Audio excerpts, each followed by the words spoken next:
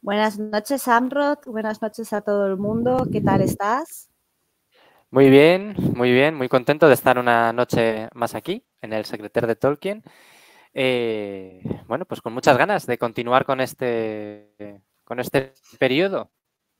Bueno, antes de nada, decir que hemos tenido algunas dificultades técnicas antes de empezar. Entonces, si nos veis raro o hay algún problema, por favor, decídnoslo en comentarios porque no estamos muy claros de si se nos ve, si no se nos ve. Si a mí se me ve con toda la pantalla rajada, si Amrod se queda congelado, o sea, hemos tenido ahí un poco de caos, ¿vale? Entonces, si nos lo podéis, si veis algo que no funciona bien, pues por favor, decídnoslo. Eso es. Y además nada. Hemos tenido que bajar la resolución, ¿no? Ahí para se nos ve un poquito, sí, tú te la has bajado, borrosos. yo me la he subido. Mira, no hemos entendido nada de lo que ha pasado hoy, pero bueno, ya está. Empezamos y continuamos con las cartas. Esta vez vamos a tener de nuevo cartas cortitas, que hacía un par de programas que no teníamos cartas cortitas. Estamos en noviembre de 1954, o sea, empezamos ahí. Y bueno, pues ya por fin, no como en el anterior programa, ya tenemos publicadas las 2 torres. Entonces, pues bueno, pues seguimos con esas cartas. Vamos avanzando. Que 6 meses de espera. Vamos avanzando y entonces, pues nada, tenemos esas cartas de fans que ya se han leído La Comunidad del Anillo, se empiezan a leer las 2 torres y vamos a ir viendo un poco eso y también, por otro lado, la preparación del Retorno del Rey para culminar ya con la trilogía, que bueno, que para Tolkien es un libro único, que ya hemos comentado más de una vez, pero bueno, eso. ¿Quieres comentar algo más o nos metemos ya directamente con las cartas? Nada, adelante, a tope con las cartas. Muy bien. Pues hoy vamos a empezar con una vieja conocida que hacía un par de programas que nos salía, que es Catherine Farrell, y esta vez pues este programa empiezo yo. Entonces empezamos con la carta número 157, que como decía es de noviembre de 1954, concretamente del 27 de noviembre, y el prefacio dice así: el 11 de noviembre se publicó el segundo volumen del Señor de los Anillos con el título de Las 2 Torres. Y así dice la carta. Me he sentido muy mal, en verdad, desde que me enteré de que había estado enferma y perturbada sin que le haya escrito o llamado u ofrecerle cualquier clase de ayuda que hubiera podido necesitar. Siempre con intención de hacerlo, por supuesto. Ante cualquier mirada, salvo la de su caridad, habría parecido la clase de amigo que le da más trabajo a uno cuando se está ya sobrecargado de él. Absorbe elogios y aliento, espera críticas y luego se larga cuando uno empieza a quebrantarse. Por supuesto, entiendo las dificultades financieras. Las verdaderas vacaciones no solo deberían ser pagadas, sino sobrepagadas. Estoy seguro de que debe haber fondos en algún sitio con ese fin. Si no pueden encontrarse o obtenerse de alguna manera, nada me complacería más que convertirme en ellos. Podría, por ejemplo, disponer perfectamente de 50 libras, y más aún si se me da el aumento esperado. Aunque quizá esto parezca impertinente. Si es así, olvídelo. Solo puedo decir que Trinity se comportó muy bien conmigo cuando estuve en un terrible apuro durante los primeros años de la guerra, y preferiría este modo de demostrar mi agradecimiento, ayudando a su miembro con mucho, el más distinguido, y a su esposa a acercarse al sol. Benditos sean ambos. Envuelvo una copia de Luis. También le envío un ejemplar de Encounter en el que aparece una de las acostumbradas andanadas de Auden, parecida aunque más larga que la nota del New York Times. Adquirí el Encounter para usted, de modo que no es necesario que lo devuelva. Los Ents parecen haber obtenido un buen éxito generalizado, aún en el caso de Muir, pero Auden es mejor crítico. Como suele suceder en mi caso, surgieron más bien de su nombre y no a la inversa. Siempre sentí que algo debía hacerse con la peculiar palabra anglosajona Ent, que quiere decir gigante o persona poderosa de antaño, a la que se atribuían todas las viejas obras. También me interesaría que tuviera un ligero tono filosófico, aunque en la filología corriente no tiene la menor conexión con ningún participio presente del verbo to be, ser o estar. Estoy irremediablemente atrasado con los apéndices que deben incorporarse al volumen 3, pero he estado preocupado por demasiadas cosas y Chris está demasiado abrumado para ayudarme con los mapas. Sencillamente no puedo evitarse, estoy en ello. Bueno, pues así termina esta bastante breve carta que tenemos a Catherine Farrell. Y para que nos vayamos ubicando un poco de quién es esta señora, porque ya, como comentaba, hace un montón de tiempo que nos sale, esta Catherine era la vecina de Tolkien cuando se mudaron en Oxford, que estaban ahí un poco solos y demás, y sobre todo lo especial era que el marido de Catherine era sacerdote. Entonces, pues era amigo de la familia, tanto, ¿sabes?, del matrimonio Tolkien. Y Catherine fue una de las primeras personas que leyó El Señor de los Anillos, que le dio un feedback, que leyó El Hobbit, le dio feedback y luego le fue mandando textos. Y si os acordáis, hace varias cartas que vimos una carta que estaba en runas, se la había mandado a esta Catherine. Entonces es esta mujer. Ella per se había sido profesora de clásicas, había escrito poemas, había escrito alguna novela y demás. O sea que también pues era una persona bastante leída y bueno, pues una persona con la que Tolkien mantuvo una correspondencia pues prácticamente hasta finales de los años 50. Entonces es aquí cuando hace referencia al Trinity, que es a la iglesia Trinity, que era el colegio, era el colegio al que iban los hijos de Tolkien. Entonces cuando dice que se portaron muy bien con ellos durante los primeros años de la guerra fue porque durante estos años, se refiere obviamente a la Segunda Guerra Mundial, no a la Primera Guerra Mundial, porque la Primera Guerra Mundial Tolkien no tenía hijos, y era porque pues al final no tenía dinero suficiente y las cuotas que tenían que pagar para el colegio fueron reducidas. Entonces, pues a eso es a lo que se está refiriendo. Entonces, bueno, pues parece que esta Catherine ha pasado unos días enferma, aquí en noviembre, pues Tolkien se siente mal por no haberla ayudado y demás, pero sin más, habla de estas vacaciones sobrepagadas, supongo porque al final pues tú necesitas más dinero en las vacaciones. Me imagino que se refiere a eso, porque tampoco lo acabo de pillar muy bien. O sea, no es como que te paguen más dinero por estar de vacaciones, debe ser solamente para gastártelo, porque no creo que un empresario te vaya a pagar más dinero para que te vayas de vacaciones, sino al contrario. O sea, ojalá, ¿sabes? Ojalá te den más dinero, pero mira, el capitalismo funciona así. Vale. Sí. Yo creo que la parte así que tiene un poco más de chicha es este segundo párrafo de la carta, tercer párrafo de la carta, en la cual nos habla un poco de las críticas que ha habido que ha habido la comunidad del anillo. Entonces, está muy bien porque Humphrey Carpenter, el editor de las cartas, en las notas nos va indicando un poco a cuáles se va refiriendo Tolkien y así estamos un poco ubicados, porque claro, ellos están hablando como de algo que es común para ellos, pero para nosotras pues la verdad es que no lo es para nada. Entonces, este primer comentario que dice devuelve una copia de Luis, parece que debe ser el comentario de C.S. Lewis de la Comunidad del Anillo en Time and Tide, del 14 de agosto de 1954. He de decir que he intentado buscar en internet a ver si este Time and Tide estaba digitalizado para poder pasarlo, pero no ha sido así. Sin embargo, he encontrado que Time and Tide era una revista literaria que surgió a principios del siglo XX por las sufragistas. Entonces, durante un montón de tiempo, lo único que se publicaba eran artículos de mujeres sobre la independencia de la mujer, sobre el voto de la mujer, y la verdad es que me ha parecido súper interesante. Y es a principios de los años 40 cuando C.S. Lewis se convierte en un colaborador relativamente habitual de esta revista. Todo esto, sinceramente, lo he sacado de Wikipedia, pero... O sea, voy a ser sincera.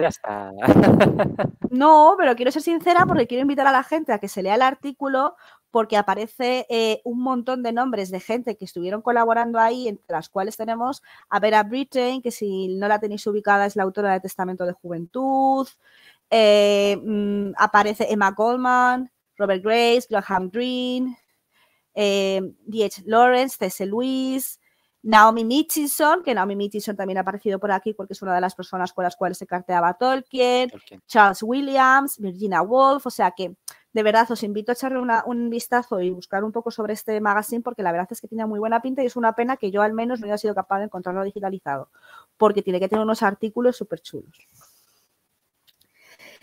Continuando con a lo que más habla, la siguiente nota que aparece sería la del New York Sunday Times, en la cual Auden comentó la Comunidad del Anillo en el New York Times Book Review el domingo 31 de octubre de 1954, que posteriormente se publica en el Encounter, que es otra revista en 1954. Bueno, pues esta vez sí que pensé que el New York Times sí que lo iba a tener digitalizado y sí. Ah, bien. Entonces, tengo aquí que os voy a pasar el artículo de Auden sobre la crítica del Hobbit, efectivamente, el 31 de octubre de 1954. Os la voy a dejar por aquí en comentarios. Sí, porque digo, seguro que el New York Times sí que tiene un archivo de todos sus textos. Entonces, pues bueno, como veis, la crítica se llama The Hero is a Hobbit, el héroe es un hobbit, y es una crítica bastante breve, pero con la cual Tolkien estuvo bastante contento. Y de hecho lo dice en la propia carta, que considera que Auden es un mejor crítico que el que podría haber sido Muir, que ese tal Muir es Erin Muir, que hizo una crítica sobre las dos torres en la revista The Observer el 21 de noviembre de 1954, 10 días después de la publicación de las dos torres, y en ella decía sobre los Ents: simbólicamente son del todo convincentes, aunque también llenos de carácter, tan formidables y extraños como un bosque de árboles que se dirigen a la guerra. Hablando sobre el nombre Ent, el propio Tolkien dice que Ent lo ha cogido del término anglosajón Ent, que yo lo he buscado, que también lo tengo aquí, y efectivamente el término Ent viene a decir gigante. Es la raza de los gigantes. Es tanto la raza de los gigantes como gigante como adjetivo. Entonces, pues bueno, pues lo que sí que me ha gustado más que aquí comenta es, como suele suceder en mi caso, surgieron más bien de su nombre y no a la inversa. O sea, una vez más Tolkien nos dice que crea una historia en torno a algo filológico que él ha inventado. Y que al final los Saints pues vienen a ser como gigantes, sabios, y yo creo que lo refleja bastante bien en Bárbol. Y nada, pues una vez más, por terminar la carta, Tolkien va retrasado en algo que tiene que entregar, lo cual no nos sorprende nada, pobrecito, porque la verdad es que el pobre está estresado siempre hasta el final. Y poquita cosa más. Bueno, Chris es Christopher, su hijo, que está pues a su bola también, estará terminando y ya está. No sé si quieres comentar tú algo.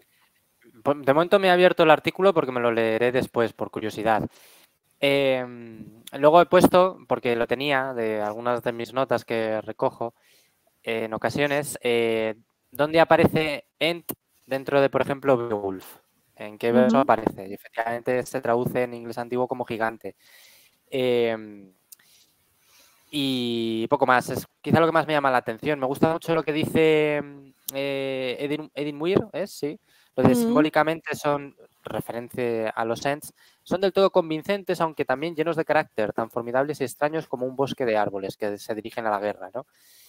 Eso está muy chulo, me parece que es una crítica muy guay para los Ents.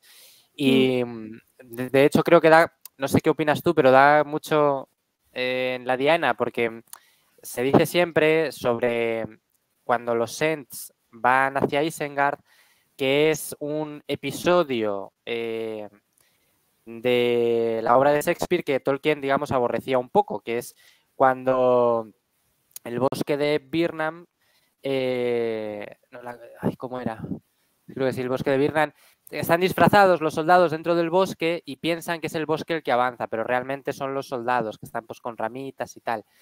Y entonces es algo que se cuenta que Tolkien aborrecía un poco porque perdía la magia, ¿no? El espíritu, y que intenta replicar en ese ataque de los Ents. Y aquí es justo lo que percibe el crítico, ¿no? Eso de cómo avanza el bosque hacia la guerra. Me gusta mucho. Sí, la verdad es que sí. Era el bosque de Birnam hacia la colina de Dunsinane o algo así. Bueno, perdonadme porque hablo de memoria, ya sé que son muchas cosas. Pues muy si chula. ¿Quieres ir tú a tu carta? Venga, vamos allá. Nada, la mía es muy cortita. Como hemos dicho al principio del programa, este será corto en general porque está compuesto de cartitas no solo cortas, sino que además no tienen mucha chicha. Carta número 158 a Reiner Anguin, datada el 2 de diciembre de 1954, ¿vale? Poquitos días después de la tuya. La introducción de Humphrey Carpenter dice: un comentario sobre la nota aparecida en la sobrecubierta de la edición de Houghton Mifflin de las dos torres. La contestación de Tolkien: solo tuve tiempo para echar una ojeada a la cuestión de la edición de Houghton Mifflin. La nota debió de haber sido escrita por alguien que no ha leído el libro y se basó en algo oído y mal recordado. El revelar la trama es, por supuesto, un procedimiento tonto e innecesario, pero al menos la trama ya adelantada tendría que ser la del libro descrito. ¿O es ello parte del juego?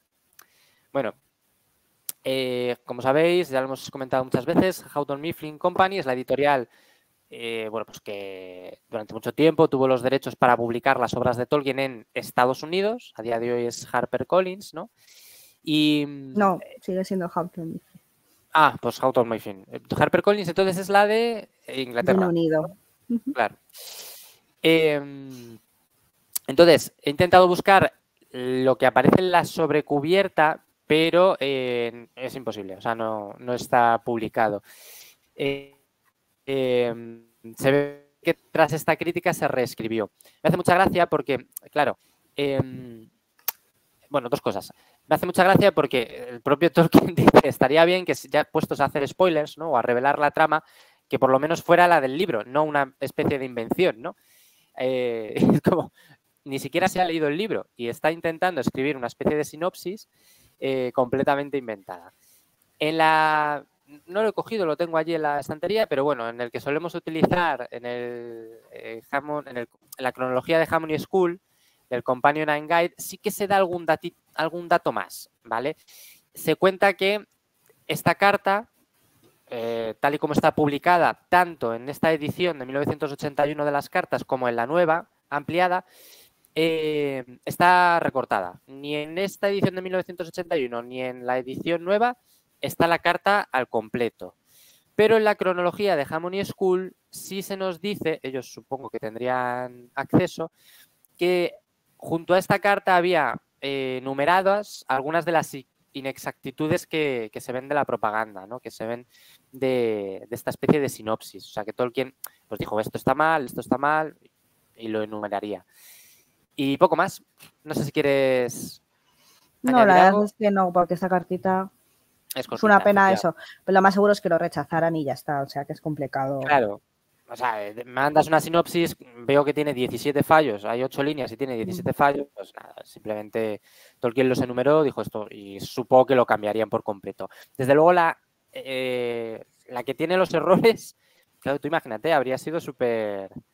A día de hoy sería como muy valorada, ¿no? Es como aquellas portadas extrañas. Sí, las portadas ilegales.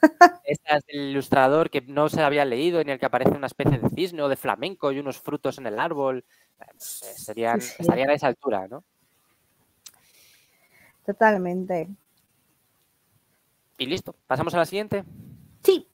Vale, pues la siguiente me toca a mí otra vez, que es la carta número 159 a Dora Marshall del 3 de marzo de 1955 con un prefacio que dice así. Contestación a una carta de una lectora del Señor de los Anillos. Y así dice la carta. Tuve grandes dificultades, me llevó varios años para lograr que mi historia se publicara, y no es fácil decir quién fue el más sorprendido por el resultado, yo o los editores. Pero sigue siendo para mí un inalterable deleite comprobar que mi propia creencia se justifica, que el cuento de hadas es un género adulto y que hay para él un público hambriento. Eso dije más o menos en mi ensayo sobre el cuento de hadas que figura en la compilación dedicada a la memoria de Charles Williams. Pero era una mera proposición que necesitaba probarse. Como me dijo C.S. Lewis hace aproximadamente mucho, no creo que mi memoria de su dicta sea más precisa que la de él de los míos, a menudo encuentro cosas extrañas que se me atribuyen en sus obras. Si no escriben la clase de libros que queremos leer, tendremos que escribirlos nosotros mismos, pero es muy trabajoso. Siendo un hombre de inmensa energía y laboriosidad, su trilogía quedó terminada mucho antes entre otras muchas obras, pero por fin mi más lenta y escrupulosa maquinaria, como también más indolente y menos organizada, ha visto el producto de sus esfuerzos. ¡Y qué trabajo tan ingente! Yo mismo dactilografié casi la totalidad 2 veces, y algunas partes más todavía, para no mencionar la sucesión de las etapas intermedias escritas. Pero me siento ampliamente recompensado y alentado al comprobar que no fue trabajo perdido. Solo una carta como la suya es suficiente y provee más de lo que ningún autor podría pedir.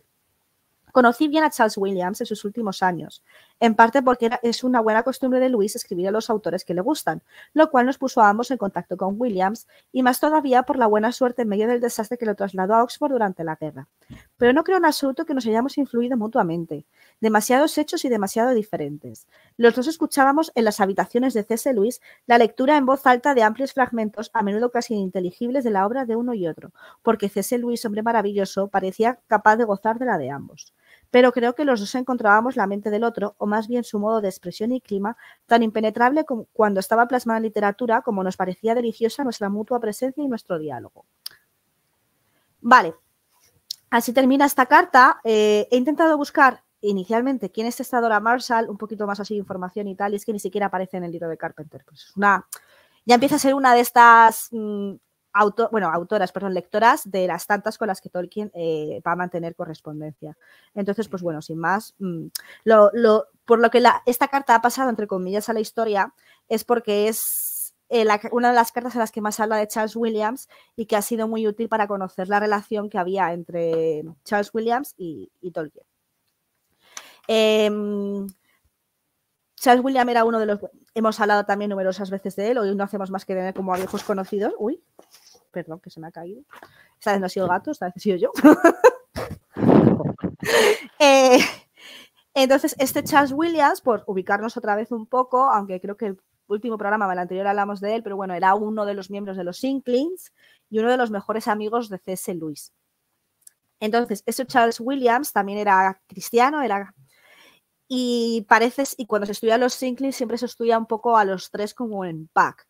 O sea, como eran como los tres cristianos, los tres así más religiosos, ¿no? A Charles Williams, a C.S. Lewis y a Tolkien, porque en esa época C.S. Lewis todavía no se había convertido al protestantismo.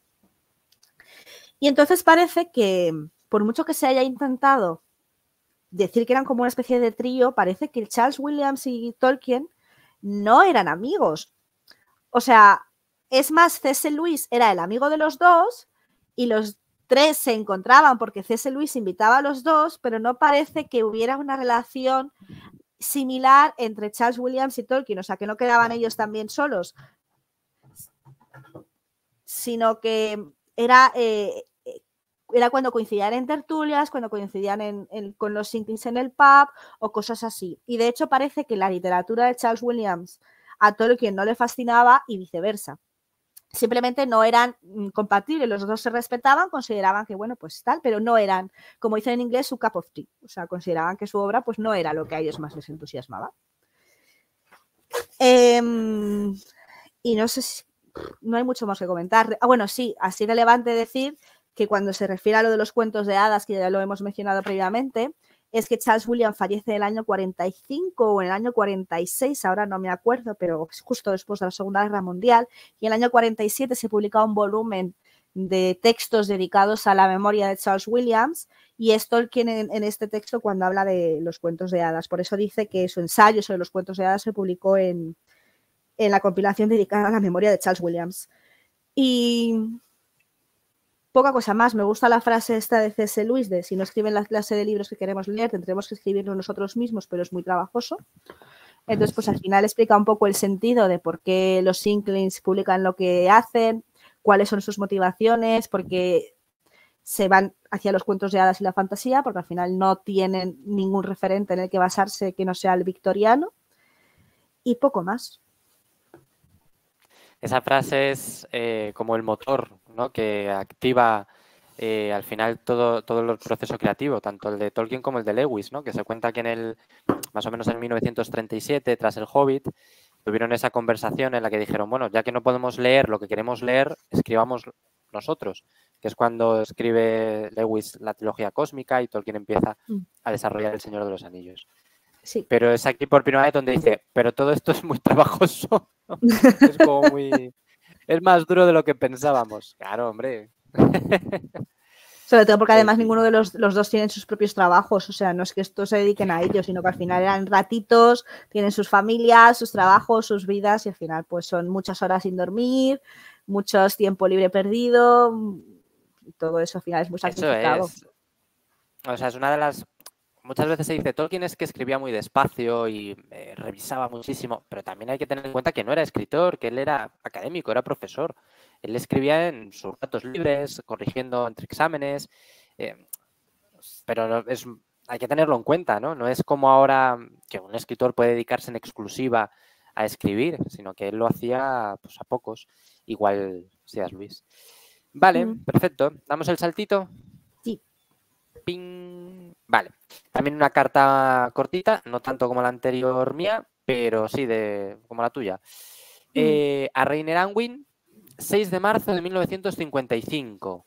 ¿Vale? 3 días después de la que tú has leído a Dora Marshall, pero ya han pasado 3 meses desde la 158 desde la carta 158. Sí, Vamos no a ir lo he dando pequeños comentado saltos antes. en el tiempo.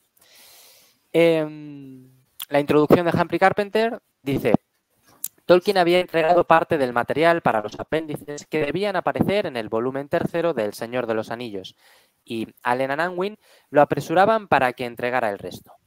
El 2 de marzo, Rainer Unwin escribió rogándole que lo enviara, diciendo que, de lo contrario, los editores tendrían que ceder a la intensa presión que se va acumulando y publicar el tercer volumen sin todo el material adicional. La contestación de Tolkien a la carta dice así: Debo aceptar tu desafío. Debemos arreglarnos con el material de que pueda disponer a tu regreso. Espero que el mapa, que es realmente necesario, quede incluido. Ahora desearía no haber prometido apéndice alguno, porque creo que su aparición en forma truncada y comprimida no satisfará a nadie. Por cierto, no a mí, evidentemente, por la cantidad de cartas que recibo, apabullante. Tampoco a los que se interesen por ese tipo de material, que sorprende por lo abundante. Mientras que los que aprecian el libro solo como novela heroica y consideren que las perspectivas sin explicación forman parte del efecto literario, se saltarán con razón los apéndices. Ahora no estoy seguro de que sea realmente buena la tendencia a tratar todo el asunto como una especie de vasto juego. Por cierto, no es buena para mí, que encuentro eso solo demasiado fatalmente atractivo. Es, supongo, un tributo al curioso efecto que tiene la historia cuando se basa en obras muy elaboradas y detalladas de geografía, cronología y lenguaje. De modo que muchos claman que se les dé mera información o datos folclóricos. Pero las exigencias de gente semejante requerirían un nuevo libro del tamaño del volumen primero, cuando menos. De cualquier modo, la cuestión del marco ambiental es muy compleja, inútil, a no ser que sea exacta, y la comprensión dentro de los límites de que se dispone la vuelve insatisfactoria. Necesita gran concentración y tiempo libre, y como está íntimamente entrelazada, no es posible tratarla de manera fragmentaria. Lo que he comprobado, pues dejé a un lado parte de ella. Mira, he conseguido leer la carta a pesar de que tienes a Gawain dando saltos detrás de ti, Aredel, como un loco. Te estaba mirando, estaba así con un ojo en la carta. Digo, ¿le pasa? Es que a estas horas Como se un vuelve borrón. loco. Pero como flash, o sea, como un borrón. Se le ve. Pero bueno, no pasa nada.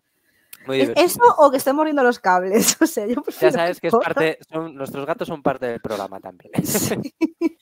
Bueno, volviendo a la carta, el tema de los apéndices está siendo una salvajada, una locura. Tolkien no consigue cerrar unos apéndices de forma satisfactoria. Como sabemos, lo hemos comentado ya en cartas anteriores, concretamente en la carta 137, Tolkien hizo una breve promesa sobre que al final del volumen tercero, del Retorno del Rey, para que tuviera la misma extensión que la Comunidad del Anillo a las Dos Torres, o una extensión parecida, incorporaría unos apéndices que contendrían pues, árboles genealógicos, índices de nombres, palabras extrañas con alguna explicación y pues, una breve exposición sobre lenguas, alfabetos y calendarios. Ahora estamos más acostumbrados y sabemos a qué apéndice se refería, pero por entonces tenéis que imaginar que la gente leía El Señor de los Anillos sin entender muy bien nada. No había esa explicación, ¿no? Como dice Tolkien, incluir unos apéndices a mitad hechos no habría sido de mucha utilidad para el lector. Y aquí lo que me llama más la atención de la carta es que diferencia a dos tipos de lectores.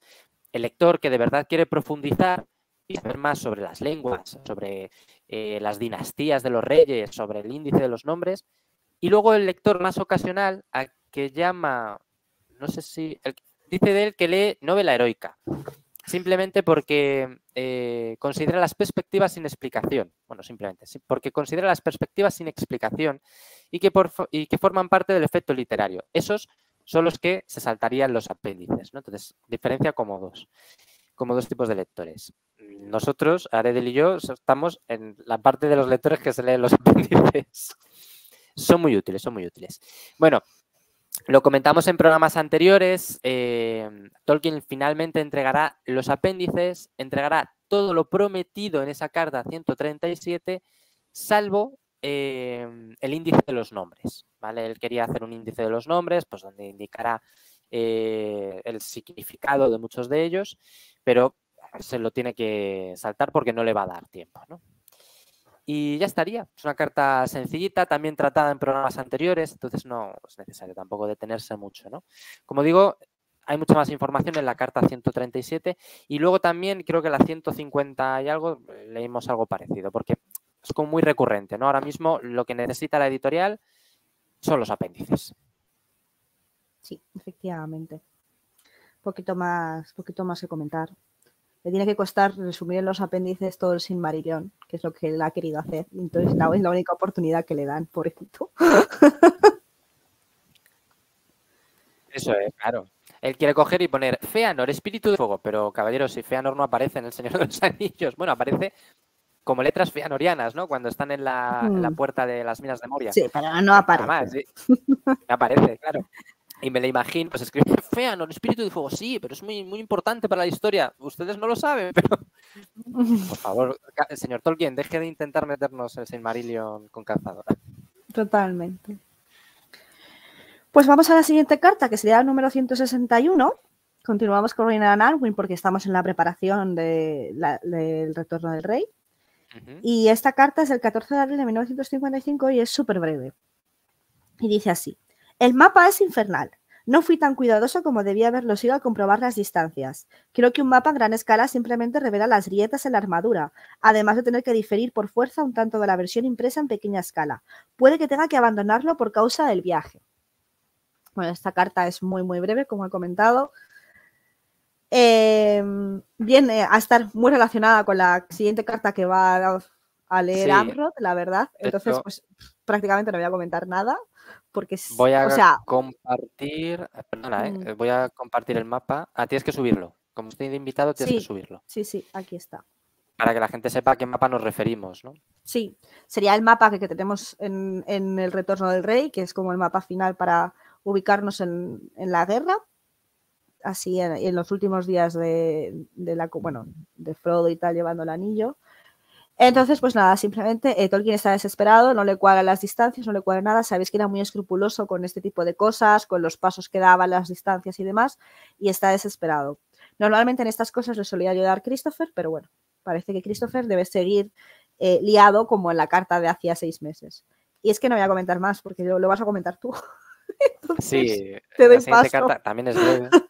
Claro, está también relacionada, pero efectivamente, ¿en cuántos programas hemos hablado de las coincidencias lunares?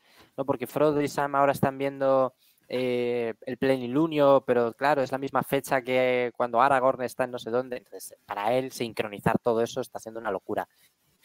Y lo que me gusta de esta carta que has leído, yo me he imaginado que se iban al centro comercial. Pues también puede ser, ¿te imaginas? Lo que me gusta de esta carta que has leído era que... claro, es que tengo el mapa encima, espérate.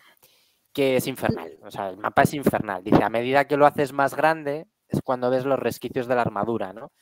Claro, cuando lo haces chiquitito, las montañas pues te ocupan mucho espacio, pero cuando tienes que ampliarlo, las distancias sí que se vuelven bastante complejas. Y aún así creo que el resultado es muy bueno. ¿Cuántos mapas en novelas de fantasía se basan en los mapas de... Bueno, y que son súper currados.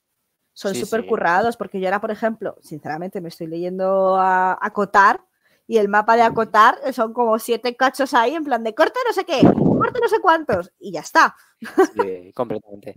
Y se acabó. De hecho, quizá nuestros oyentes, esto de nuestros oyentes no me gusta mucho, pero bueno, la gente que nos oiga seguro que ha leído o seguro que ha tocado Juego de Tronos, Canción de Hielo y Fuego. El mapa de Canción de Hielo y Fuego es súper simple, súper básico, ¿sabes? Es como... Nada tiene que ver con este que estamos viendo aquí. Es que tiene las curvas de topografía de las montañas, ¿sabes? Que esto luego resulta muy útil en el Atlas de la Tierra Media, ¿no? Porque más o menos te puedes hacer a la idea de la altura que tienen las Ephel Duaz o las Eret Lithwi, las montañas de la ceniza o de la sombra, en base a las curvas. Es que son curvas de topografía. Hay que ser un poco Tolkien, ¿no? Es un gran mapa. Muy bien. ¿Damos el salto a la siguiente carta? Sí. Vale, muy cortita, muy cortita. Es la carta 162. También a Reiner Anguin. ¿Es la última que vamos a leer hoy? ¿Sí? Sí, sí, sí. Sí, ¿verdad? Tú ya no tenías después. Vale. No. Del 18 de abril de 1955, ¿vale? Han pasado 6 meses desde la primera carta que hemos leído hoy hasta esta. No hay introducción de Humphrey Carpenter. Tolkien dice: he enviado certificado y en sobre aparte el nuevo y hermoso dibujo de Christopher basado en el borrador del mapa en gran escala que hice de la zona sobre la que trata principalmente el volumen tercero. Espero que sea aprobado. La escala, que no incluyó, según he observado, está aumentada 5 veces exactamente en relación con la del mapa original. Bien, la carta acaba aquí, pero bueno, en primer lugar remarcar que gran peso o gran parte de los mapas están diseñados y desarrollados por Christopher, ¿vale? Es una parte fundamental a la hora de hacer pues, los distintos dibujos. Y luego lo que más me gusta de esta carta es el hecho de que es T a 5 veces la escala del mapa general. Eso no aparece, por lo menos en mis ediciones del Señor de los Anillos, que tengo varias, no te dice que este mapa esté ampliado 5 veces. Eso es importante, o sea, porque quiere decir o sea, es otro ejemplo más de la minuciosidad de Tolkien, ¿no? Intentar escalar el mapa. No había necesidad de escalarlo, pues él lo escala 5 veces. Y también nos dice mucho sobre cómo le gustaba la cartografía, ¿no? Hace poco hablábamos en el Esmeralda de Númenor que Tolkien tenía también un poquito una rama de ciencias, por aquello que, bueno, esto ya me estoy desviando, pero lo cuento. En la última Stelcon pusieron una Stenward y la gente, la última Stelcon, la Stelcon que se ha anunciado, pusieron una Stenward y la gente tuvo problemas porque los números en Tengwar no están sobre una base decimal, sino sobre 12.